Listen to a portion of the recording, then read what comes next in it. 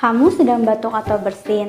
Tahukah kamu saat kamu batuk ataupun bersin, terjadi pelepasan virus dan bakteri yang berasal dari pernafasan, baik melalui udara maupun cairan dari dalam tubuh kamu yang dapat menular pada orang lain. Tapi, kamu dapat mencegahnya dengan melakukan etika batuk dan bersin yang benar berikut ini.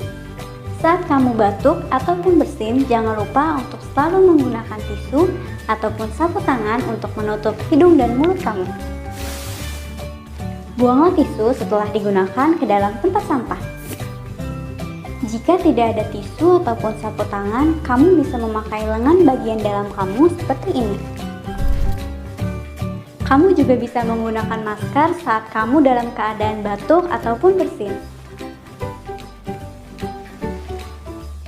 Segeralah untuk cuci tangan kamu di air yang mengalir menggunakan sabun, atau kamu juga bisa menggunakan cairan antiseptik berbasis alkohol. Jangan membuang ludah ataupun dahak di sembarang tempat. Dengan menjalankan etika batuk dan bersin ini, maka kamu ikut membantu mengendalikan infeksi di sekitar kita.